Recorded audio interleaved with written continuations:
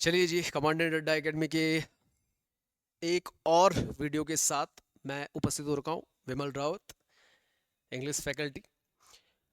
अब आज का टॉपिक जो है वो थोड़ा सा डिस्कस करने वाला है। मैं आपके सामने प्रस्तुत करने वाला हूँ नाउन वाला chapter. I am going to deal with noun chapter. ठीक है, नाउन आपको पता होना चाहिए बड़ा बड़ा कि नाउन होता क्या है एक्चुअली में। ठीक है, कैसे हम इसको डील करते हैं। नाउन का अगर मैं ब्रॉड क्लासिफिकेशन करता हूं तो ब्रॉड क्लासिफिकेशन में आपको दो चीजें हमेशा ध्यान में रखनी है कि नाउन दो तरीके का होता है। ठीक है, एक चीज होती है काउंटेबल नाउन और एक चीज होती है अनकाउंटेबल नाउन। ठीक है, काउंटेबल नाउन उन नाउन को कहा जाता है जिन्हें हम काउंट कर सकते हैं। अनकाउंटेबल नाउन किन को कहा जाएगा? जिन्हें हम काउंट नहीं कर पाते। अन मतलब नहीं, काउंट मतलब काउंट नहीं कर सकते। अभी फिलहाल मैं अनकाउंटेबल नाउन की कैटेगरी में नहीं जा रहा हूं। इस काउंटेबल नाउन की कैटेगरी को हम थोड़ा सा खोलेंगे, देखेंगे कि ये कितने टाइप का होता है। ये पहला होता है इसमें प्रॉपर नाउन, दूसरा होता है कॉमन नाउन और तीसरा होता है कलेक्टिव नाउन। ये जो बला है ना कलेक्टिव नाउन वाली, इसको हम आज डील करने जा रहे हैं। और बहुत सारे एग्जामिनेशन में भर भर के एसएससी हो गया, एसएससी, एचएसएल, सीजीएल, बहुत सारे सीपीओ एग्जामिनेशन में भर भर के से क्वेश्चन पूछे जाते हैं। आपको इसका कंसेप्ट अच्छे तरीके से मालूम होना चाहिए। और सबसे पहले इंपॉर्टेंट बात कि इसका लिंक करेंगे हम सब्जेक्ट वर्ब एग्रीमेंट से, कि अगर कलेक्टिव नाउन आपके सेंटेंस में सब्जेक्ट के तौर पे यूज होता है तो वो सिंगुलर ट्रीट होता है या प्लूरल ट्रीट होता है, और सिंगुलर और प्लूरल ट्रीट होता है तो क्यों होता है। ठीक है ना, इसको जानने की अगर हम कोशिश करें तो आप इधर आ जाइए। सबसे पहले हम चलते हैं आज कलेक्टिव नाउन की तरफ। ठीक है जी, अब कलेक्टिव नाउन होता क्या है। कलेक्टिव नाउन को अगर मैं डिफाइन करने के लिए आऊं ना, तो कलेक्टिव नाउन, नाउन से ही पता लग रहा है ये कलेक्शन होगा किसी भी एक ग्रुप का। ठीक है, जैसे मैंने बोल दिया इंसेक्ट्स का एक ग्रुप, उस पूरे ग्रुप को मैंने एक पर्टिकुलर नाम दे दिया, दैट इज कॉल्ड ग्रुपिंग कर दी मैंने, उस पर्टिकुलर नाम को दे दिया तो वो कलेक्टिव नाउन कहलाएगा। अगर किसी वस्तु को, किसी इंसेक्ट्स के ग्रुप को, किसी भी एनिमल के ग्रुप को मैंने एक पर्टिकुलर ग्रुप का नाम प्रोवाइड कर दिया तो that is called as collective noun.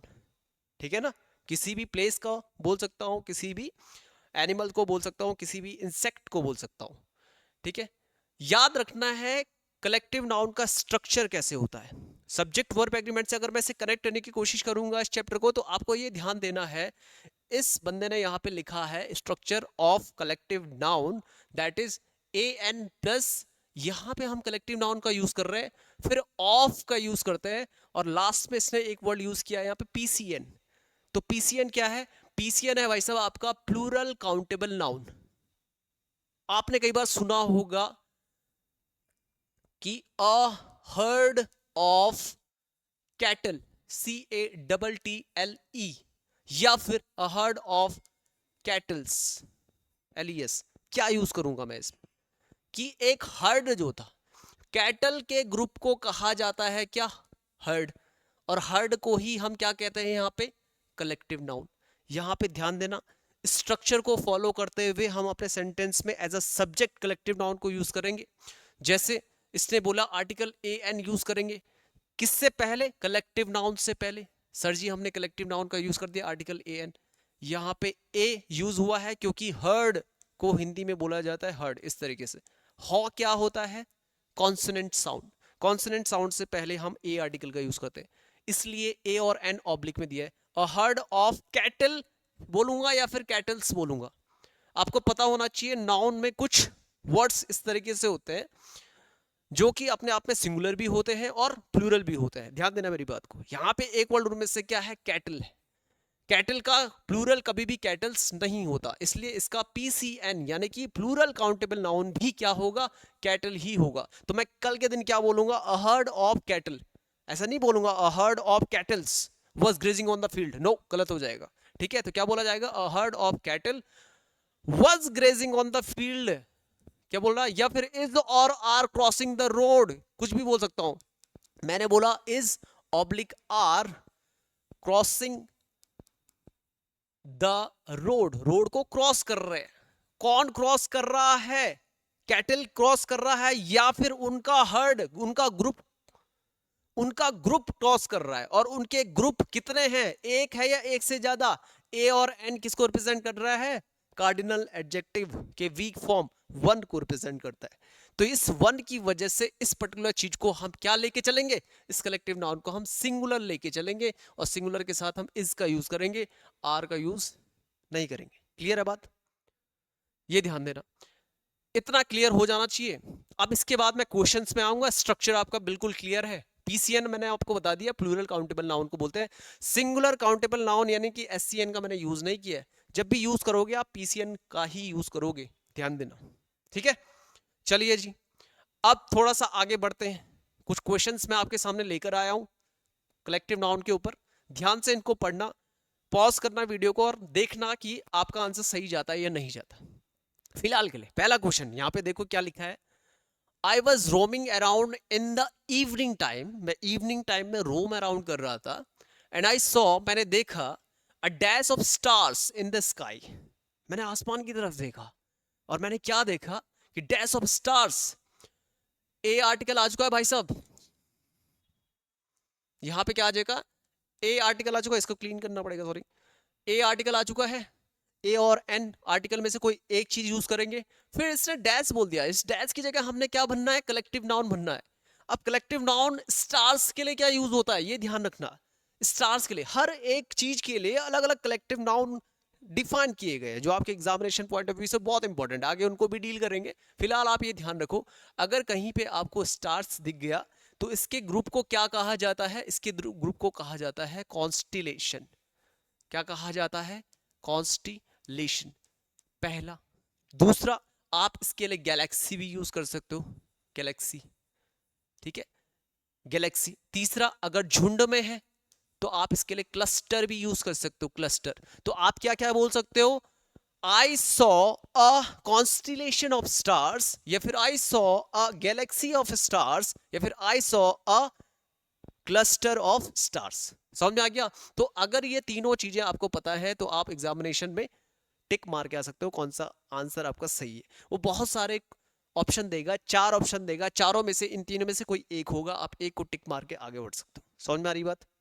4 option मैंने डिस्कस नहीं किया, लेकिन मैंने आपको बता दिया स्टार से कलेक्टिवली क्या कहा जाता है। समझ में आई? आगे बढ़ते हैं। अगर इतना क्लियर है, नेक्स्ट क्वेश्चन बता दीजिए कंप्यूटर मास है, लीजिए नेक्स्ट क्वेश्चन। नेक्स्ट क्वेश्चन क्या बोलता है, द फार्मर वाज, क्लीन करना पड़ेगा, the farmer was carrying a dash of grains on his head, a dash of grains. Again यहाँ पे क्या आ गया, ए आ गया, ए और एन, और यहाँ पे डैश दे दिया। इसका मतलब यहाँ पे मैं collective noun, suitable collective noun क्या यूज करूंगा, किसके लिए करना है, ग्रेन्स के लिए करना है। प्लूरल काउंटेबल नाउन, ग्रेन्स के लिए करना है, अनाज के लिए करना है। अब अनाज के लिए करेंगे कलेक्टिव नाउन, क्या बोला जाता है, एक फार्मर है, वो कैरी कर रहा है अपने हेड के ऊपर क्या, ग्रेन्स, यानी अनाज की गठरी। अगर गठरी का सेंस जाएगा, देखो दो तरीके के होते हैं, एक अनाज आपके पास ये बाली की तरह है, ये अनाज उगा है आपके खेतों में, अगर इसको आपने एक बंडल में गठरी में बांध दिया ना, तो इसके कलेक्शन को बोलते हैं सीफ। क्या बोलते हैं, सीफ, SHEAF। तो आप इसमें ये बोल सकते हो कि वो एक सीफ यानी कि गठरी क्या है, अपने सर के ऊपर ले जा रहा हो, कैरी कर रहा होगा, ठीक है। तो ऑप्शन में आंसर क्या हो जाएगा, शीफ, ठीक है। दो चीजें याद रखना, अगर ये गठरी के सेंस में यूज हो रहा है तब तो शीफ का यूज कर रहे हैं, लेकिन कई बार आपने देखा होगा अनाज इस फसल के रूप में गट्ठर के अंदर पैक नहीं किया हुआ है, अनाज ऐसे ही रैंडमली कहीं पे डाला हुआ है, एक पूरा ढेर बना रखा है अनाज के दानों का, तो उसको बोलेंगे, अगर ढेर का सेंस जा रहा होगा तो आप उसे पाइल भी यूज कर सकते हो, या फिर आप उसे क्या बोल सकते हो, हीप का यूज भी कर सकते हो। हीप और पाइल ढेर के सेंस में यूज होता है, ठीक है। तो ये भी बोल सकते हैं, the farmer was carrying a heap of grains on his head. देखो heap of grains on his head तो होगा नहीं, क्योंकि वो दानों को थोड़ा ना कैरी करके ले जा रहा होगा, ठीक है ना। एक ये फसल की जो बाली होगी उसको बंडल में पैक करके ले जा रहा होगा, उस बंडल के पैक करने को कलेक्टिवली बोला जाता है शीप। तो sheep is going to the right answer, वहां पे हीप का यूज नहीं करेंगे। क्लियर जी? ऐसे ही छोटे छोटे क्वेश्चंस आपके दिमाग में अंदर होने चाहिए। अब ये मैं क्यों समझा रहा हूं, ये देखो, ये इसलिए समझाया जा रहा है कि आपको ये देखना है कि प्लूरल काउंटेबल नाउन ग्रेन्स के लिए कलेक्टिव नाउन क्या यूज होता है, कहां पे किस तरीके से यूज करना है। अब ऐसा भी नहीं है कि हमने रटना है, आपको ध्यान होना चाहिए कि ये पर्टिकुलर कंडीशन है। और इस चीज के लिए जैसे मैंने स्टार्स के लिए बोला है, रटना नहीं है कि कॉन्स्टिलेशन ही होगा आंसर, ठीक है। गैलेक्सी भी हो सकता है, क्लस्टर भी हो सकता है, अकॉर्डिंग टू योर क्वेश्चन। अब इतना डीप तो पूछता नहीं है, लेकिन जनरली जो मैं पढ़ा रहा हूं उन्हीं में से कोई एक ऑप्शन होगा, उसको टिक मारते हुए आप आगे जा सकते हो, ठीक है। चलिए नेक्स्ट क्वेश्चन कंप्यूटर मास है, ये लीजिए। नेक्स्ट क्वेश्चन आपके पास है, अ डैश ऑफ कैटल, जो मैंने अभी पढ़ाया था, आप ध्यान दो रे, ये रजाई के अंदर बैठे हुए इंसान नालायक, इधर ध्यान दे। A dash of cattle oblique cattles, यहाँ पे कॉमा नहीं आएगा, गलती से लग गया। अब यहाँ पे देखो, अ dash of cattle oblique kettles was oblique were grazing on the field. मैंने आपको क्या समझाया, मैंने आपको समझाया है कि कैटल आपको प्लूरल फॉर्म कैटल का कैटल होता है, ये पीसीएन है। अब इस प्लूरल काउंटेबल नाउन के लिए मुझे क्या चाहिए, कलेक्टिव नाउन चाहिए। कैटल का जो कलेक्टिव नाउन होता है वो क्या होता है, हर्ड होता है जी। क्या होता है, herd, HERD, herd is going to be the right answer. तो आप बोलोगे अ हर्ड ऑफ कैटल, यहां पे कैटल्स का यूज नहीं होगा, मैंने पहले ही समझा दिया है। कैटल का सिंगुलर भी वही होता है जो उसका प्लूरल होता है। वज ऑब्लिक वर, दो ऑप्शन दे रखे हैं, किसके साथ जाओगे भाई साहब। मुझे पता है कि इस ए और एन आर्टिकल ने इस पूरे कैटल को, प्लूरल काउंटेबल नाउन को हर्ड के तौर पे सिंगुलर बना दिया है। अब सिंगुलर बना दिया है तो मैं किसके साथ जाऊंगा, वस।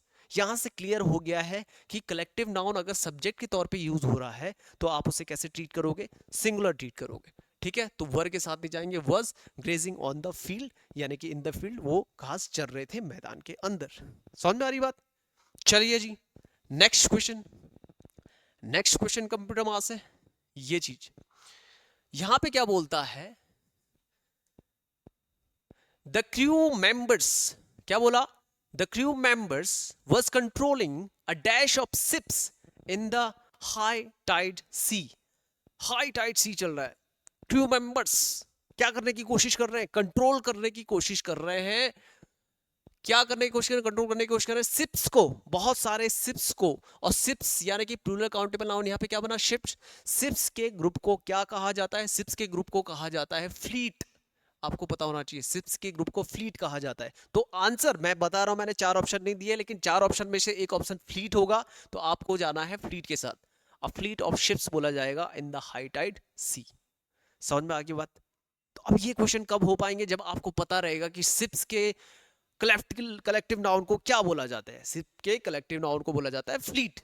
छोटी छोटी बोट्स होती हैं, अगर छोटी छोटी बोट्स है, अगर छोटी छोटी बोट्स है तो उनके ग्रुप को कहा जाता है फ्लोटीला। क्या कहा जाता है, फ्लोटीला। छोटी छोटी नाव नहीं होती बोट्स टाइप की, लेकिन बड़े बड़े जहाज अगर चल रहे हैं तो उनके ग्रुप को कहा जाता है फ्लीट। समझ में आ रही बात। तो दोनों चीजें आप अकॉर्डिंग टू द क्वेश्चन आपको आंसर करना पड़ेगा, ठीक है, ये ध्यान रखना। नेक्स्ट, नेक्स्ट क्वेश्चन है, अ डैश ऑफ म्यूजिशियन, क्या बोल रहा है, अ dash of musician have performed on the stage. Musicians के ग्रुप का नाम लेना है, कलेक्टिवली उनको क्या कहते होंगे। म्यूजिशियंस के ग्रुप को कलेक्टिवली कहा जाता है बैंड, BAND। क्या कहा जाता है, बैंड कहा जाता है। तो क्या बोलेंगे, a band of musicians have performed on the stage. रुको रुको रुको, ए रुक जा, ध्यान दे इधर। क्या बोल रहा है, a band of musicians have, क्या इसने हैव का यूज यहां पे सही कर रखा है भाई साहब। मैंने अभी बोला म्यूजिशियंस को मत देखो, म्यूजिशियंस को देखोगे तो आपको हैव सही लगेगा, लेकिन देखो किसको, ए आर्टिकल को देखो, उसके साथ कलेक्टिव नाउन को देखो। अ बैंड ऑफ म्यूजिशियंस ने इससे क्या बना दिया, म्यूजिशियंस को सिंगुलर बना दिया है जी। जब इसने इसे सिंगुलर बना दिया है तो मैं हैज का यूज करूंगा या हैव का, हैज का यूज करेंगे जी। तो क्या बोलेंगे, a band of musicians has performed on the stage. एक बैंड है म्यूजिशियंस का, उसने परफॉर्मेंस दे दिया है किसके ऊपर, स्टेज के ऊपर। समझ में आ रही है, क्लियर है बात। इसी तरीके से नेक्स्ट क्वेश्चन के अंदर चलते हैं। लाइक कमेंट और शेयर जितना समझ में आ रहा है भाई। चलिए क्वेश्चंस मैंने आपको समझा दिए, इस तरीके के क्वेश्चंस आएंगे, चार ऑप्शन उनमें से दिए रहेंगे और चारों ऑप्शन में आपको टिक करना है कि कौन सा ऑप्शन सही होगा। बहुत सारे कलेक्टिव नाउन्स हैं, अब कलेक्टिव नाउन इतने सारे हैं कि एक क्लास में डील करना पॉसिबल नहीं है। बहुत सारे क्वेश्चंस हम प्रैक्टिस सेट के तौर पे ले सकते हैं, बट अभी फिलहाल के लिए ये कॉन्सेप्चुअल वीडियो चल रहा है। तो कॉन्सेप्चुअल वीडियो में सबसे पहली बात मैंने आपको क्या बताया, कलेक्टिव नाउन ए और एन आर्टिकल को इंट्रोड्यूस करने से क्या बन जाता है, सिंगुलर बन जाता है। अगर वो सेंटेंस के सब्जेक्ट के तौर पे यूज होगा तो उसे कैसे ट्रीट करेंगे, सिंगुलर ट्रीट करेंगे। ठीक। दूसरा, कुछ ऐसे नाउन्स होते हैं जिनका सिंगुलर और प्लूरल एक जैसा होता है तो एस या एस लगाने की उसमें जरूरत नहीं पड़ती, जैसे कैटल हो गया, शीप हो गया, है ना। तो इनको अलग अलग तरीके से बोला जाता है। अब कुछ एग्जाम्पल्स मैं आपके सामने पेश कर रहा हूं और ये एग्जाम्पल्स आपको बहुत अच्छी तरीके से मालूम होने चाहिए कि अगर पहला एग्जाम्पल ये है, एग्जाम्पल अगर आपके पास कल के दिन थीव्स आ गया तो थीव्स के ग्रुप को कलेक्टिवली क्या कहा जाता है? थीव्स के ग्रुप को वही कहा जाता है जो प्रिजनर्स के ग्रुप को कहा जाता है। प्रिजनर्स के ग्रुप को वही कहा जाता है जो डेकॉइट्स के ग्रुप को कहा जाता है, और डेकॉइट्स के ग्रुप को वही कहा जाता है जो रॉबर्ट्स के ग्रुप को कहा जाता है। ठीक है, क्या? थीव्स, प्रिजनर्स, डेकॉइट, रॉबर्ट्स, इन सारे के सारे ग्रुप के लिए हमने एक वर्ड कलेक्टिवली फाइंड कर दिया, क्या? गैंग। स्ट्रक्चर मैंने तुम्हें बता रखा है भाई लोगों, ठीक है, आप गुस्सा मत करना। स्ट्रक्चर क्या बोलेंगे? A gang of thieves, a gang of prisoners, a gang of dacoits, a gang of Roberts. वज या फिर वर कमेंट बॉक्स पे लिख दो, वज या फिर वर। ठीक है, डिप आपको पता होना चाहिए वज सिंगुलर है या प्लूरल। ठीक है जी, आगे बढ़े। नेक्स्ट, बर्ड्स, कल के दिन बहुत इंपॉर्टेंट। बर्ड्स के ग्रुप को क्या कहा जाता है भाई, बताओ? बर्ड्स के ग्रुप को क्या कहा जाता है?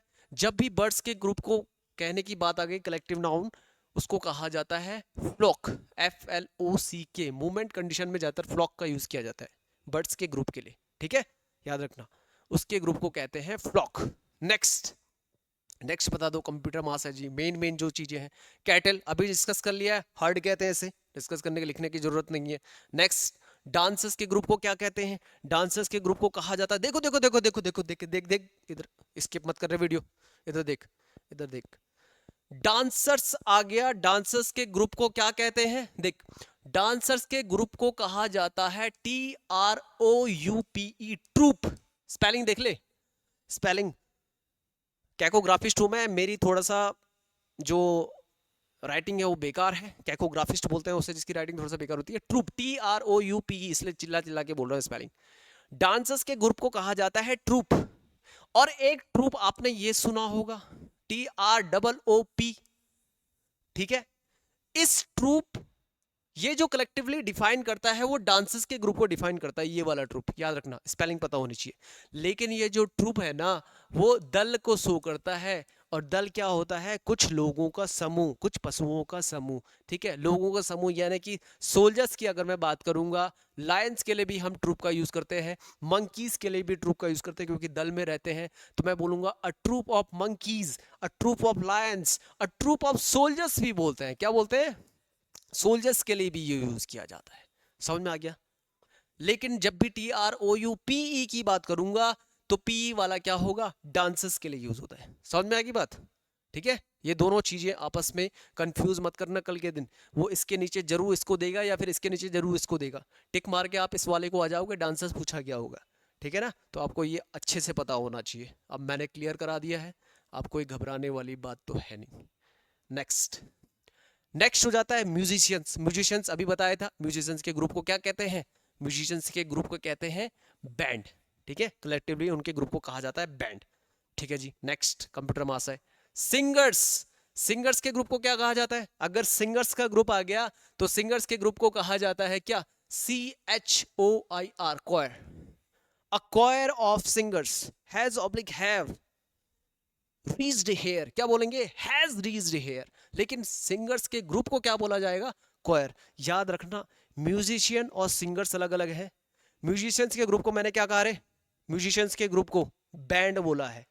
ठीक है, म्यूजिशियंस के ग्रुप को बैंड, और सिंगर्स के ग्रुप को याद रखना क्वायर, CHOIR। क्लियर? चलिए नेक्स्ट होता है जजेस। अब जजेस के ग्रुप को क्या कहा जाता है? बहुत सारे लोगों को तो पहले से पता होगा, जज के लिए हम पैनल भी यूज करते हैं, पैनल ऑफ जजेस या फिर अ जूरी ऑफ जजेस। क्या बोलेंगे? अ जूरी ऑफ जजेस। जजेस की क्या होती है? एक जूरी होती है, या फिर बेंच भी बोल देते हैं कई बार, अ बेंच ऑफ जजेस। ये सारे के सारी चीजें आपको कलेक्टिवली मालूम होनी चाहिए। ठीक है, नेक्स्ट हो गया रूम्स। आपने देखा होगा कि सेट ऑफ रूम्स होते हैं हमारे पास डिफरेंट। जैसे होटल्स में आपने देखा होगा, होटल में चले जाओ तो 2 कमरों का एक सेट है, 3 कमरों का एक सेट है, 1 कमरे का एक सेट है, 1 रूम सेट है। तो उन रूम्स के जो सेट्स होते हैं, एक जैसे दिखाई देने वाले सेट्स, उनको क्या कहा जाता है? उनको कहते हैं हम क्या? SUITE, sweet. क्या कहते हैं? स्वीट। ये खाने वाला स्वीट नहीं है मेरा भाई, ठीक है? याद रखना, एक होता है पहनने वाला सूट, एक होता है स्वीट, जो मैंने बता दिया इसके कलेक्टिव नाउन के तौर पे यूज किया जाता है। एक होता है सूट जो पहनने वाला होता है, और एक स्वीट तो तुम्हें पता ही है ये क्या होता है, मीठा या फिर मिठाई। समझ में आ गया बा? तो ये ध्यान रखना, रूम्स के लिए कलेक्टिवली बोला जाता है स्वीट, स्पेलिंग याद होनी चाहिए SUITE। ठीक, नेक्स्ट क्वेश्चन में चले जरा। बुक्स के लिए अगर मैं बोलूं तो इसके लिए भी ध्यान रखो रे। बुक्स अगर अरेंज्ड मैनर में कहीं पे रखी जाती है तो उनके ग्रुप को क्या बोला जाता है? लाइब्रेरी बोला जाता है। लाइब्रेरी ज्वाइन करते हैं ना पढ़ने के लिए, तो बुक्स वहां पे क्या रखी जाती है? अरेंज्ड ऑर्डर में रखी जाती है, तो उसके कलेक्टिव नाउन को बोला जाता है library, a library of books. लेकिन कई बच्चे ऐसे होते हैं जो बिल्कुल, अरे यार छोड़, क्या पढ़ना है बुक्स, उनके कमरे में जाओगे ऐसे किताबों का ढेर पड़ा रहता है। अब वो ढेर के सेंस में अगर बोलोगे तो उसे बोलोगे अ हीप ऑफ बुक्स, या फिर हीप को कम यूज करते हैं, अ पाइल ऑफ बुक्स ज्यादातर बोला जाता है।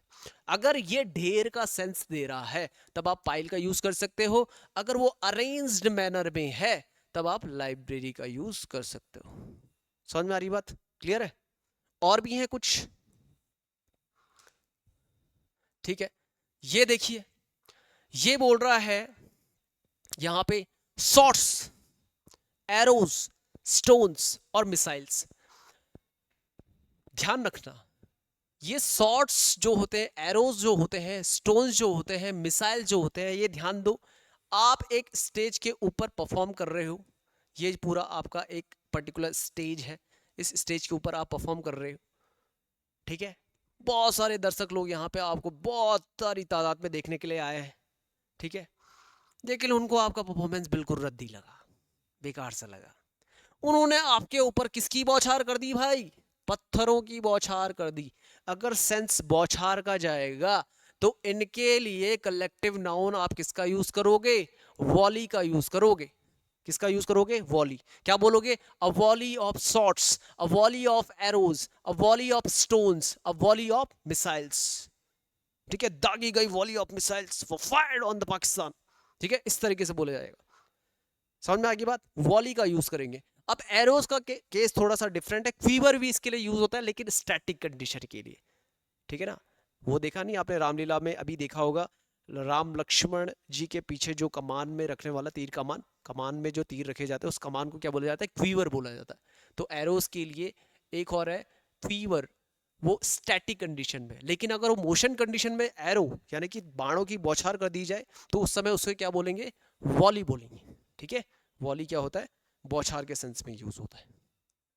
ठीक है जी, बस आज के लिए आई होप कि आपको इस सारे के सारे कलेक्टिव नाउन्स क्लियर हुए होंगे और ये वीडियो आपके लिए फ्रूटफुल होने वाला होगा। ऐसे ही इंटरेस्टिंग वीडियोस के लिए, अपने नॉलेज को बढ़ाने के लिए कमांडेंट अड्डा एकेडमी के प्लेटफॉर्म में आप जुड़ सकते हैं। मेरा नाम Vimal Rawat, English faculty in commandant Adda academy. You are most welcome. Offline batches में भी, ऑनलाइन बैचेस में भी आप लोगों को इसी तरीके से क्वालिटी कंटेंट देने के लिए प्रतिबद्ध है। जय हिंद, जय भारत। Thank you.